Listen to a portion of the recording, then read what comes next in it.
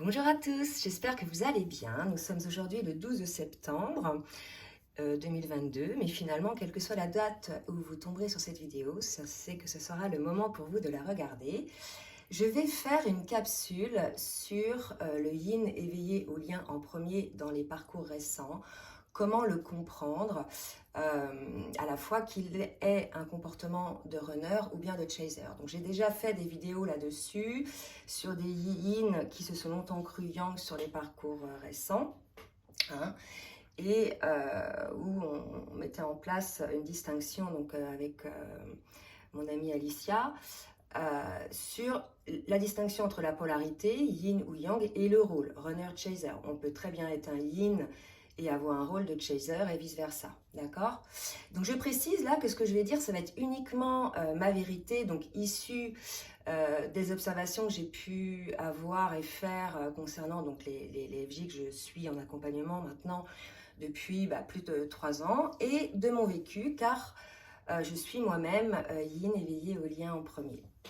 Alors, pour parler un petit peu de moi, je me suis longtemps crue chaser, parce que quand je regardais les vidéos, finalement, elles concernaient les autres types de parcours, soit ceux où le yang est éveillé au lien en premier, soit ceux qui sont sur un parcours long, et sur des parcours récents, c'est bien différent en définitive, hein. Bien sûr que tous les parcours flammes jumelles suivent une ligne directrice, mais il ne faut pas tout mélanger. Donc, c'était bizarre dans ma tête, mais parce que je n'arrivais pas à me positionner, je ne me reconnaissais pas dans le yang, je ne me reconnaissais pas dans le yin, je ne reconnaissais pas mon autre dans la description du yin. Bref, c'était bizarre. Mais la bonne nouvelle, c'est que j'ai pu découvrir que cette confusion, donc celle que je pensais être yang alors que j'étais yin, finalement, n'empêchait pas le travail de compensation, hein, et d'intégration dans la matière de mon yang. Comme quoi tout est juste, ça ne m'a pas empêché de développer mon yang finalement, hein.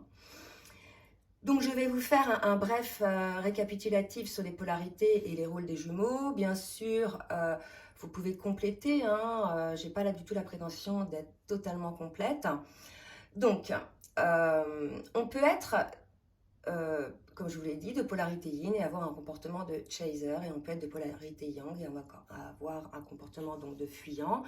C'est la raison pour laquelle beaucoup pensent être yang chaser alors qu'ils sont yin avec un comportement de chaser. Donc en face, il y aura un yang avec un comportement fuyant qui va plutôt être dans la dualité. Donc avant de faire, je dirais, une pseudo-description du yin éveillé au lien en premier, donc comme je le redis, je vous invite à compléter dans les commentaires. Je précise que les différences aussi sont moins marquées, hein, pour ces duos-là entre les polarités yin et yang, hein, car bien souvent il y a eu ce qu'on appelle, enfin ce que Fabien Marchand appelle précompensation avant la reconnexion des âmes, c'est-à-dire qu'il y a eu un travail déjà d'équilibrage des polarités qui a déjà commencé, soit parce que dans la vie des jumeaux, il y a eu un accident de la vie, un deuil, une maladie ou autre, qui a propulsé finalement le jumeau dans ce travail-là, hein. Donc on ne part pas de zéro comme dans beaucoup de parcours longs au niveau de travail, d'accord, il y a déjà eu un travail de précompensation. Donc bien entendu, lorsque chacun des jumeaux a travaillé sur ses blessures et est en authenticité envers lui-même et son autre, ces rôles-là de fuyant et de chaser disparaissent, hein, pour laisser place à une relation harmonieuse, avec une communication donc, qui sera fluide, lorsque les deux auront guéri leurs blessures de l'âme, qui les empêche de pouvoir vivre cet amour sans peur et de manière fluide et authentique. Donc sur les parcours récents, je peux observer que les différentes phases, c'est-à-dire étapes du parcours, sont beaucoup plus condensées sur un laps de temps plus court par rapport au parcours plus long et plus ancien, hein, à la base. Donc, je vais boire un petit peu. Donc j'ai pu aussi observer que les parcours récents étaient ce qu'on appelle pour beaucoup des parcours courts. Alors certes, ils vont être courts par rapport à des parcours longs de 20-30 ans, mais ils vont s'étaler quand même sur une période de 3, 5, 7 ans pour accéder à la réunion. Tout dépend bien évidemment du travail de chacun à leur guérison, et si bien évidemment c'est prévu aussi par leur contrat d'âme. D'accord? Donc ce qu'il faut savoir, c'est que s'il n'y a pas de guérison de l'un et de l'autre, il y a peu de chances qu'il y ait une réunion, car en effet, pour pouvoir être réuni à son autre et vivre une relation harmonieuse, sortie de l'ego, hein, il faut être débarrassé donc de cet ego blessé qui nous fige dans des comportements l'un et l'autre dysfonctionnels envers son autre. D'où la raison de guérir ces blessures qui entraînent des peurs et qui nous fait avoir des comportements égotiques et dysfonctionnels. Donc, comment je détermine ma polarité? J'ai déjà dit, on la détermine dans le constat de qui vous étiez avant la rencontre avec votre autre. Est-ce que vous étiez plutôt, avant la reconnexion avec votre autre, est-ce que vous étiez plutôt yin ou plutôt yang? Est-ce que, voilà, c'était plutôt vous qui étiez fuyant, plutôt vous qui chassez dans vos vies précédentes, hein, plutôt vous, voilà, à vous de voir. Donc c'est important de connaître tout ça pour savoir quelles sont les guérisons à opérer par rapport aux blessures primordiales, puisqu'on sait que dès que la reconnexion des âmes est faite, il y a un travail de guérison qui commence chez les jumeaux, guérison émotionnelle bien sûr, hein. Donc après, moi je dirais, il vaut mieux se détacher des étiquettes, des concepts FJ et se focaliser sur soi. Certes, c'est une relation d'amour, une relation d'âme. C'est important de savoir qu'on est flamme jumelle parce qu'il y a un parcours à faire. Mais à partir de ce moment-là, il faut lâcher un petit peu, il ne faut pas se mettre dans un entonnoir, sur une autoroute. Il faut aussi se focaliser sur soi, sur son évolution, sur sa guérison. Hein, c'est un lien d'âme donc qui nous fait cheminer vers la meilleure version de soi-même, et qui peut effectivement nous faire connaître les délices de la vie et de l'amour inconditionnel. Je suis moi-même yin, hein, et je peux avouer que je suis fort agacée lorsque ça m'arrive encore de regarder quelques vidéos, c'est de plus en plus rare. Alors, fort agacée, c'est pas le terme, mais je me dis c'est des généralités. Lorsqu'on parle des yin, d'accord? Parce que bien souvent, ce sont les yang qui parlent des yin. Et bien souvent des yang non compensés, ça se voit, ils sont dans leur système égotique. Donc j'entends que soi-disant le yin, bon, oui, il est dysfonctionnel, oui, mais pas plus que le yang. Qu'il n'est pas conscient du lien, c'est faux, puisque pour les yin éveillés au lien, ils sont conscients du lien et c'est l'autre qui n'est pas éveillé du lien, qu'ils sont immatures, qu'ils sont fuyants, bref.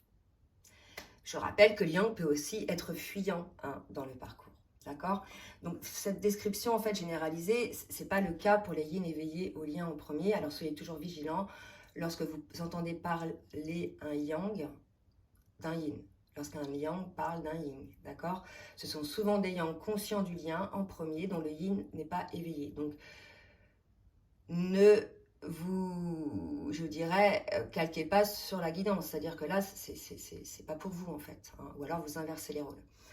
Donc, il y a beaucoup d'étiquettes sur les yin, évidemment. Hein. Donc, est-ce que, voilà, c'est souvent les yang, comme j'ai dit. Est-ce que vous entendez souvent des yin mettre des étiquettes au yang? Hein, il y a de plus en plus de yin qui prennent la parole, qui sont éveillés au lien. Moi, je les entends pas mettre des étiquettes au yang, dire que le yang est immature, le yang est ceci.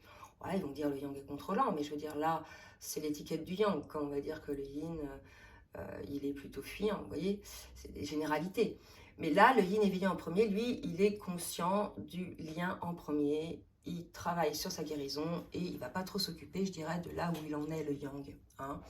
Il va aussi travailler sur les guérisons donc, des blessures du duo. D'accord?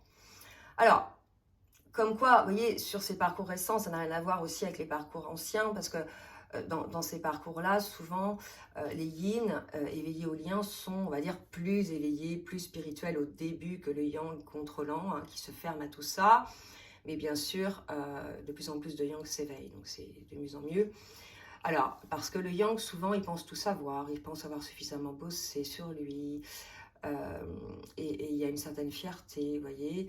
J'ai quelques personnes comme ça en rendez-vous qui me disent « Mais moi, c'est bon, où est-ce qu'il en est mon autre, là? Où est-ce qu'elle en est ?» Parce que, ouais, elle en est dans la guérison de ses blessures, mais j'ai envie de lui dire « Et vous? Et toi, t'en es où, en fait ?»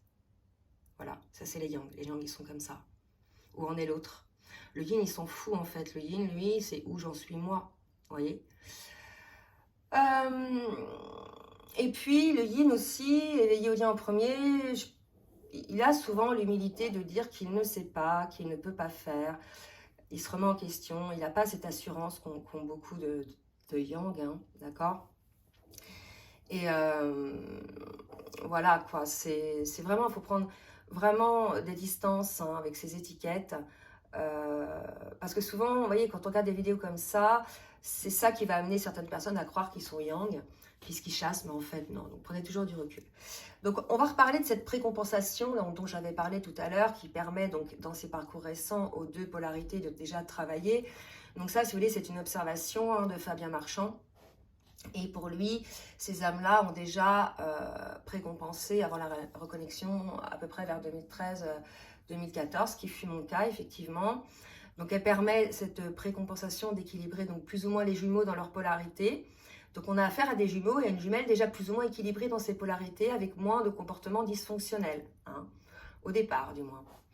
Donc la compensation, c'est en gros lorsque l'on équilibre ses polarités, par exemple je suis yin de base, pendant 2 ans sur mon parcours je me suis cru yang, cela donc n'a pas été bloquant finalement parce que dans ma vie, comme je vous l'ai dit tout à l'heure, m'a amené quand même là où je devais aller, c'est-à-dire à développer mon yang dans la matière. Donc un yin de base devra compenser son yin, c'est-à-dire développer son yang pour parvenir à un équilibre yin-yang en lui. Bien sûr, je ne parle pas d'un équilibre 50-50, ça dépend des jours, ça dépend des moments. Des fois vous serez plus yang, des fois vous serez plus yin, mais l'idée c'est d'avoir un équilibre là-dedans. Hein. Donc, c'est quoi développer son yang? Ben, c'est s'ancrer dans la matière, donc au niveau travail, matériel, financier, relationnel.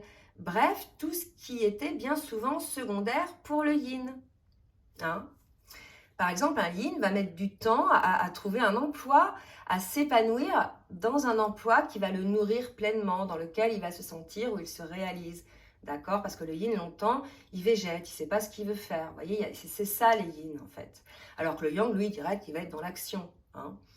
Donc, que l'on soit dans un parcours récent ou un parcours plus long, les jumeaux doivent équilibrer de toute façon leur polarité et les compenser. Donc ça, c'est une des clés hein, pour être en harmonie, je dirais, avec soi-même, pour être en équilibre donc entre l'émotionnel et la matière. D'accord? Donc voilà. Donc moi, j'ai un petit peu envie de demander au yang hein, de cesser de parler des yin d'une manière comme ça péjorative, ou alors de préciser qu'il s'agit des yin non éveillés au lien en premier. Et je les invite à se regarder eux-mêmes hein, et à parler d'eux, pourquoi pas. Hein, ça peut aider certains yang aussi, vous voyez. Voilà, c'est important de regarder dans sa propre chapelle et d'arrêter d'aller voir de l'autre côté, critiquer de l'autre côté. Je pense que c'est important de regarder ce qu'il y a en soi.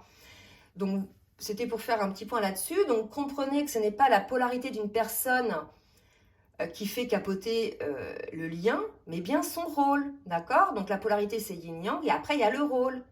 Donc, ce rôle-là, en fait, doit tendre à s'atténuer, le rôle de chaser et de fuyant, au fur et à mesure des guérisons des blessures. C'est le rôle de chaser qui fait fuir l'âme non éveillée au lien, et c'est le rôle de fuyant de l'âme non éveillée qui fait que le chaser bloque, d'accord? Voilà. Donc, le yin éveillé au lien en premier, il a pour rôle, entre autres, d'avancer en premier sur le parcours, donc de faire comme pour les yang éveillés au lien en premier dans les parcours longs, de travailler à sa guérison et à sa pleine réalisation donc dans la matière, d'attirer l'autre énergétiquement vers sa guérison et la conscientisation donc de ses comportements dysfonctionnels. Tous les deux, ils ont des comportements dysfonctionnels en début de parcours. Ces dysfonctionnements donc tendent, comme je l'ai dit tout à l'heure, à disparaître au fur et à mesure donc des guérisons de blessures de l'âme et des compréhensions de peur qui y sont liées. D'accord? Par la suite, je vais boire un peu. Donc par la suite, l'âme éveillée au lien en premier atteint donc sa complétude en premier, hein, et est prêt à s'unir dans la matière. Cette complétude va lui permettre de retrouver sa confiance en elle, en lui, en la vie, en la certitude que la vie vous apportera ce qu'il y a de meilleur pour vous. Il y a cette confiance en la vie, hein, de toute façon, il y a cette unité en soi. Donc lorsque cette âme éveillée au lien en premier dans la complétude, l'autre âme commence son travail de guérison car elle n'est plus alimentée finalement énergétiquement par son autre, par ses attentes, par ses va-et-vient. Donc il y a une forme de vide ressenti et c'est ce vide qui va amener l'autre à se prendre en charge, à prendre en charge ses guérisons émotionnelles, hein, alors, à condition bien sûr que là on ne soit pas face à un yang hyper contrôlant et figé dans son ego, mais pensant que oui, effectivement, il n'a rien à changer, d'accord? Donc là, effectivement, c'est à voir, mais c'est le processus qui se met en place lorsqu'il y a cette complétude qui est accéder du côté de l'âme éveillée au lien en premier, comme il y a un lâcher-prise, il y a une concentration sur soi-même, il y a quelque part une coupure d'alimentation énergétique sur le lien, puisque il y a un décalage énorme hein, au niveau du taux vibratoire entre les deux. Et c'est là que le vide est, je dirais, ressenti. Donc si effectivement on tombe sur un yang hyper contrôlant, qui pense que c'est à l'autre de s'adapter, bah, c'est bien mal comprendre hein, la co-création en fait qui est entre les deux jumeaux, parce que ces deux polarités, elles œuvrent chacune de leur côté pour un but commun, d'accord? C'est celui de retrouver l'équilibre en soi dans tous les pans de sa vie, hein. Et ça grâce au jeu de miroir qu'il peut y avoir entre les deux jumeaux, hein, qui nous font travailler, prendre conscience de certaines choses, pour pouvoir accéder à son plein potentiel, d'accord, à notre complétude donc, dans la vie, qui fait que alors vous n'attendez plus rien, même plus le retour finalement de votre autre. Vous ne tentez même plus de contrôler les situations. Vous savez que la vie, finalement, vous apportera ce qui vous correspond. Et c'est bien évidemment, lorsque l'on n'attend plus son autre, qu'il est tout à fait probable, hein, et en tout cas, c'est ce qui a été observé, que l'âme non éveillée au lien, finalement, sentant ce vide, revienne au contact énergétiquement. D'accord ? Donc finalement, c'est ce vide, cette douleur, ce manque hein, qui va l'amener, cette âme non éveillée au lien en premier, à se regarder en face, à réaliser ce qu'il a fait à son autre, à réaliser ce que son autre a fait pour le lien, etc. Et là, en général, sur le parcours, vient l'heure du pardon envers soi-même et ensuite envers son autre. Hein. Donc pour les parcours récents et les yin éveillés au lien en premier, soyez vigilants hein, lorsque vous regardez des vidéos. Souvent, elles sont faites par des yang éveillés au lien en premier, hein, et non pas par des yin. Donc, il ne s'agit pas de vous, hein, les yin éveillés en premier, mais finalement de votre yang, qui est le fuyant dans ces parcours récents. Je sais qu'il y a des parcours récents où il y a des yang éveillés au lien en premier et des yin non éveillés, mais là, ce n'était pas le sujet dont je voulais parler. Donc, si vous êtes yin éveillé au lien en premier, souvent, ce sont les femmes. Sachez que votre travail est d'accéder à votre guérison, à votre complétude et à vous réaliser dans la matière. Donc pour les yang non éveillés au lien en premier, j'ai pu observer lors de mes accompagnements que leur travail à eux est de sortir de l'hyper-contrôle qui les fait souffrir, de s'ouvrir à leurs émotions et à leurs ressentis et d'être à l'écoute de leur âme et de leur cœur. Voilà grosso modo un petit peu le topo, des petites précisions que je voulais faire pour comprendre un peu comment fonctionnent les yin. Si vous êtes yin, comment c'est? Bien évidemment, hein, c'est pas complet. Moi, si vous voulez, dans mes accompagnements, hein, c'est quelque chose sur lequel je mets le doigt, de voir évidemment où vous vous situez, votre polarité, votre blessure originelle, votre rôle, voir les schémas répétitifs. Vous voyez, on met en lumière toutes ces choses-là pour comprendre, en fait, prendre un peu de hauteur. Vous voyez ? Donc voilà, j'espère que ça vous a plu. Donc n'hésitez pas à partager si ça vous a plu, hein, pour le juste équilibre entre le donner et recevoir. N'hésitez pas non plus à liker. Et si vous souhaitez donc un rendez-vous pour un accompagnement ou bien un coaching, n'hésitez pas. Je vous laisse mon adresse mail en bas de la vidéo. Je vous souhaite une très belle journée et je vous dis à très bientôt. Bisous, bisous.